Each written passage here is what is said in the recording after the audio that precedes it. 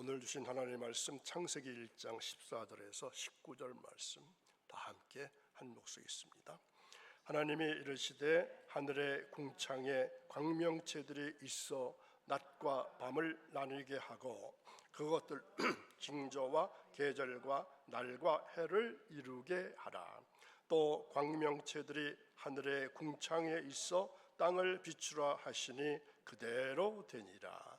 하나님이 두 큰 광명체를 만드사 큰 광명체로 낮을 주관하게 하시고 작은 광명체로 밤을 주관하게 하시며 또 별들을 만드시고 하나님이 그것들을 하늘의 궁창에 두어 땅을 비추게 하시며 낮과 밤을 주관하게 하시고 빛과 어둠을 나누게 하시니 하나님이 보시기에 좋았더라. 저녁이 되고 아침이 되니 이는 넷째 날이니라. 아멘. 오늘도 새벽을 깨우신 사랑하는 여러분,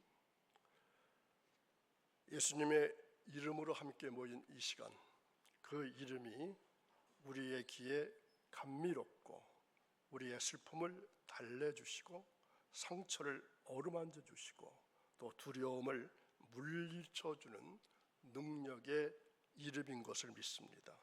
이처럼 위대한 이름 예수님, 오늘도 그 이름을 마음껏 부르시고 그 사랑 안에서 기쁨과 평안을 누리시기를 주님의 이름으로 축복합니다. 자, 제목이 어떻습니까?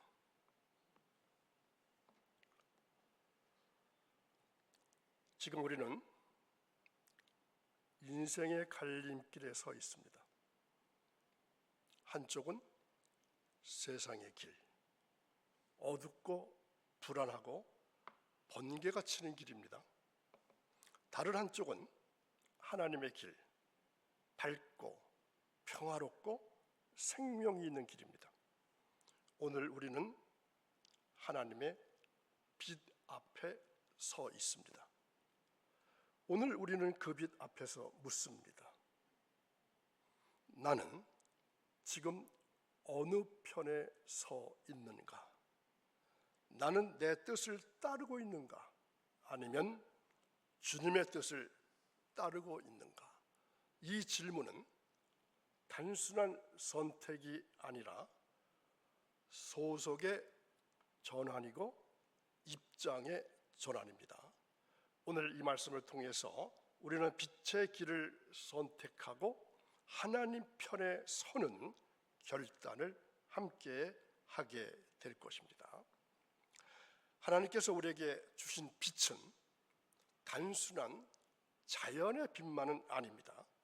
그것은 영적인 생명, 정체성, 그리고 생명의 빛입니다. 이 빛 앞에서 우리는 묻지 않을 수 없습니다. 나는 지금 어디에 속해 있는가? 나는 누구의 입장에서 살아가고 있는가? 오늘 말씀 우리에게 소속의 입장 그리고 입장의 전환을 요구합니다. 더 이상 어둠의 자녀가 아니라 빛의 자녀로 살아가야 할 때입니다. 이제 우리는 누구이며 어디에 속해 있으며 어떤 사명을 가진 자로 살아가야 하는지를 묵상할 시간입니다. 이 전환은 단순한 변화가 아니라 하나님의 뜻에 순복하는 삶의 방향 전환입니다. 오늘 말씀을 통해서 우리의 자리를 다시 한번 정립해 보시고 빛의 길을 향해서 힘있게 나아가는 은혜의 전환이 있기를 간절히 소망합니다. 하나님은 혼돈과 공허와 흑암 가운데 빛을 창조하셨습니다. 그 빛은 단순한 밝음이 아니라 질서를 세우는 능력이고 생명의 시작입니다. 오늘 말씀은 시간의 흐름을 정리하신 하나님의 손길을 보여줍니다. 낮과 밤, 징조와 사시, 일자와 연한, 이 모든 것은 하나님의 질서의 언어입니다. 빛은 방향을 제시하고 생명을 유지하고 또 존재의 목적을 드러냅니다. 이 빛을 받은 자는 더 이상 흑암 가운데 머물 수 없습니다. 우리는 이제 빛의 질서 안에서 살아가는 하나님의 자녀입니다. 하나님께서 주신 이 빛은 우리의 소속을 바꾸고 삶의 방향을 새롭게 만듭니다. 오늘 그 빛 앞에서 우리는 묻습니다. 나는 지금 어디에 속해 있는가? 나는 빛의 질서 안에서 살아가고 있는가? 하나님은 해와 달을 단지 천체로 만드신 것이 아니라 생명을 위한 도구로 창조하셨습니다. 해는 생명을 깨웁니다. 달은 생명의 리듬을 조율합니다. 이 광명은 단순한 빛이 아니라 하늘의 질서와 생명의 흐름입니다. 하나님의 빛은 우리를 새롭게 하고 새 생명을 부여하는 능력입니다. 빛을 받는다고 하는 것은 단지 오로지 밝아지는 것만이 아닙니다. 새로운 소속으로 들어가는 것이고 새로운 입장을 갖게 되는 것입니다. 우리는 이제 어둠의 자리에 머물러 있을 수가 없습니다. 빛은 우리를 생명의 자리로 옮겼고 그 빛 안에서 우리는 하늘의 질서에 참여하는 존재가 됩니다. 하나님은 우리를 빛의 자녀로 부르셨고 그 부르심은 곧 생명의 사명입니다. 신앙은 단지 감정의 고백만이 아닙니다. 삶의 소속이 바뀌는 결정적인 순간입니다. 우리는 더 이상 세상 편에 머물 수 없습니다. 주님은 우리를 세상에서 불러내가지고 어디로 옮기셨습니까? 하나님 편으로 옮기시는 부르심, 소명을 주셨습니다. 소속이 바뀐다고 하는 것은 관계의 중심이 바뀌는 것입니다. 이제는 세상의 기준이 아닙니다. 주님의 뜻이 내 삶의, 우리 삶의 기준이 되는 것입니다. 회개는 단지 눈물 흘리는 감정만이 아닙니다. 편이 바뀌는 결단이 있어야 합니다. 편이 뭐죠? 이 편, 내 편 하는 그 편입니다. 내 편에서 하나님 편으로 돌아서는 것, 그것이 회개입니다. 성경에서 말하는 회개는 그저 후회에 머무는 것이 아닙니다. 헬라어로 메타노이아 이렇게 말하는데 이 말은 180도 방향 전환을 뜻합니다. 회개는 삶의 방향을 바꾸는 영적 이동이라고 할 수 있습니다. 회개는 그 전환의 문을 여는 시작일 뿐 소속의 변화는 그 이후의 삶 전체를 재정렬하는 사건이기도 합니다. 하나님 편에 선다고 하는 것은 그분의 목적과 질서 안에 들어가는 것을 말합니다. 이 전환은 단순한 이동이 아니라 정체성과 사명을 다시 정립하는 것입니다. 자, 소속이 바뀌면 입장이 달라집니다. 입장이 달라지면 삶의 방향이 새로워지는 것입니다. 회개는 단지 죄를 뉘우치는 감정만은 아니라고 했습니다. 생각의 방향을 바뀌는 전환점이 되어야 합니다. 그러나 그 전환은 단지 머릿속에서 끝나서는 안 됩니다. 입장이 바뀌면 삶을 바라보는 관점이 달라집니다.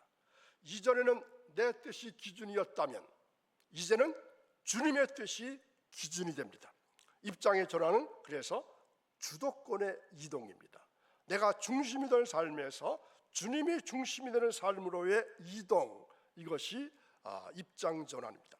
이것은 단순한 생각의 변화가 아니라 태도와 반응의 변화를 동반합니다. 문제 앞에서 또는 관계 속에서 이제는 하나님의 시선으로 바라보게 됩니다. 입장이 바뀌면 뭐가 또 달라질까요? 우선순위가 달라집니다. 우선순위가 달라지면 삶의 선택이 또한 달라집니다.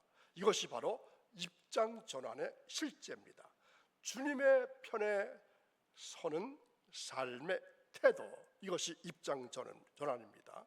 오늘 이 새벽 고요한 새벽 주님의 말씀이 우리를 부르십니다.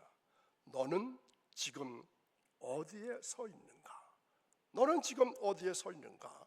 너는 내 뜻을 따라서 입장을 바꾸고 있는가? 입장 전환은 그래서 감정의 흐름이 아닌 순복의 선택이고 믿음의 실천입니다. 그 선택이 우리 인생의 진리 위에 서게 하는 은혜가 되기를 소망합니다. 그런데 주님께서는 단지 열매를 원하시는 것이 아닙니다. 어떤 열매를 원하실까요? 좋은 열매입니다. 곧 성경 표현대로면 극상품을 원하십니다. 신앙은 감정이나 말로 끝나는 것이 아니라 삶으로 맺히는 열매로 증명되어야 합니다. 소속이 바뀌면 입장이 바꿔지고 입장이 바뀌면 삶의 열매가 달라집니다. 들포도는 내 열매, 자아의 열매요. 극상품은 주님의 뜻에 순종한 삶의 결과입니다. 회개는 방향을 바꾸는 영적 이동이었고 이제 그 이동의 결과가 무엇입니까? 바로 삶의 열매로 나타나야 합니다. 주님은 우리를 심으셨습니다. 이제는 그분의 뜻에 맞는 합당한 열매를 맺기를 기다리십니다. 이 열매는 우리의 소속과 입장이 바뀌었음을 보여주는 가장 선명한 증거입니다. 빛의 자녀는 반드시 열매를 맺어야 합니다. 그 열매는 하나님을 기쁘시게 하고 세상 가운데 그리스도를 드러내는 향기가 되어야 합니다. 고난은 단순한 훈련이 아닙니다. 주님께서 우리를 손질하시는 가지치기의 은혜입니다. 여러분 과일나무를 가지치기하는 모습을 보신 적 있으신가요? 모든 가지를 그대로 놔두면 열매 같은 열매가 열리지 않습니다. 지금 말씀드린 극상품 최고의 좋은 열매가 열리지 않습니다. 그래서 적당한 가지치기가 중요합니다. 열매 없는 가지는 잘려 나가야 합니다. 열매 맺는 가지는 더 풍성하게 하기 위해서 다듬어야 합니다. 그래서 가지치기는 통증을 동반합니다. 사실 가지를 자른다고 하는 것이 얼마나 큰 아픔일까요? 그 통증은 그러나 성장의 징표입니다. 주님의 뜻에 더 가까이 나아가는 신앙의 길입니다. 주님은 우리를 버리시는 것이 아니라 더 좋은 열매를 위해서 준비하면서 다듬으십니다. 때로는 우리가 붙잡고 있는 것을 과감히 잘라내야 되고 때로는 익숙한 자리에서 옮겨야 하고 우리의 삶을 새롭게 배열해야 합니다. 그래서 가지치기는 주님의 뜻에 맞게 살아가기 위한 소속과 입장의 재확인이고 열매 맺는 삶을 위한 필요의 과정입니다.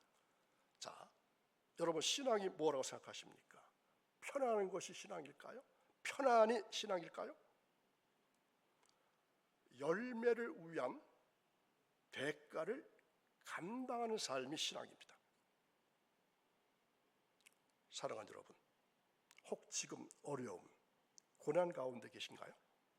그것은 하나님께서 여러분을 어떻게 하기 위해서 더 열매 맺게 하시려고 하는 가지치기일 수 있습니다. 그 손길을 믿으시고 신뢰하시고 더 깊이 주님께 뿌리 내리는 은혜의 시간이 되시기를 간절히 바랍니다. 신앙은 그래서 감정이 아니라 근본입니다. 말씀에 뿌리 내린 신앙은 어떤 풍파에도 흔들리지 않습니다. 외적인 상황이 아무리 경랑처럼 몰아친다 할지라도 말씀의 뿌리가 깊게 내린다면 동의하지 않고 요동하지 않는 삶을 살 수가 있습니다. 흔들림 없는 신앙은 말씀 중심의 삶에서 시작됩니다. 말씀이 기준이 되면은 판단이 흔들리지 않습니다. 말씀이 중심이 되면은 감정이 요동쳐도 길을 잃지 않습니다. 주님은 경랑 속에서도 우리에게 말씀하십니다. 두려워 말라. 내가 너와 함께 하리라. 신앙은 고요한 날에만 빛나는 것이 아니라 폭풍 속에서 더욱 빛나는 영적 확신입니다. 흔들림 없는 신앙은 소속이 분명하고 입장이 견고한 삶입니다. 그런 삶은 열매를 맺고 가지치기를 견디고 마침내 주님 앞에 설 준비가 된 삶입니다. 오늘 우리에게 필요한 것이 무엇이겠습니까? 흔들리지 않는 뿌리, 그리고 그 뿌리에서 자라는 믿음의 열매입니다. 흔들림 없는 신앙은 감정이 아닙니다. 결단입니다. 훈련입니다. 은혜의 열매입니다. 흔들림 없는 신앙은 감정이 아니라 결단이고 훈련이고 은혜의 열매입니다.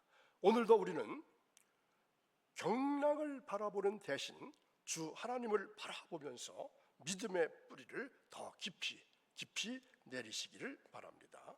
우리는 빛을 만들어내는 존재는 아닙니다. 빛을 받아 반사하는 존재, 곧 반사체입니다. 주님의 빛을 받은 자는 그 빛을 어디에 비춰야 할까요?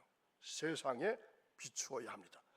해의 빛을 비추는 달처럼 우리의 삶은 주님의 빛을 반사하는 거울이 되어야 합니다. 빛을 받았지만 비추지 않는 삶은 소속은 바뀌었지만 입장은 아직도 흐려져 있는 상태입니다. 반사체의 사명은 빛의 방향을 정확하게 드러내는 것입니다. 우리의 말과 행동, 결정과 관계 속에서 주님의 빛이 드러나야 합니다. 빛을 반사하는 삶은 자기 중심이 아닌 주님 중심의 삶입니다. 그 삶은 세상 속에서 빛의 통로가 될 것이고 흑암 가운데 있는 자들에게 길을 보여주는 역할을 하게 됩니다. 반사체는 그래서 빛을 받을 때만 존재의 의미가 생깁니다. 우리는 빛을 받았습니다. 이제는 그 빛을 흘려보낼 사명이 있습니다. 오늘 우리의 삶은 빛을 반사하는가 아니면 흡수하고 끝나고 마는가? 참된 복은 땅에서 오는 것이 아닙니다. 참 복은 새 생명 안에 있습니다. 땅의 것은 사라지고 하늘의 것은 영원합니다. 우리는 땅의 안일만을 구할 것이 아니라 하늘의 뜻과 하늘의 복을 구해야 합니다. 기도는 단지 원망을 말하는 시간이 아닙니다. 하늘의 질서에 나를 맞추는 영적 접촉이 바로 영적인 접촉이 기도입니다. 주님은 우리에게 말씀하십니다. 너희는 먼저 그의 나라와 그의 의를 구하라. 하늘의 복은 소속이 바뀐 자에게 주어지는 약속입니다. 입장이 바뀐 자는 땅의 것을 내려놓고 하늘의 것을 붙잡는 삶을 선택합니다. 기도는 그 선택을 반복하는 신앙의 실천입니다. 오늘 우리는 무엇을 구하고 있습니까? 땅의 안일일까요? 하늘의 사명일까요?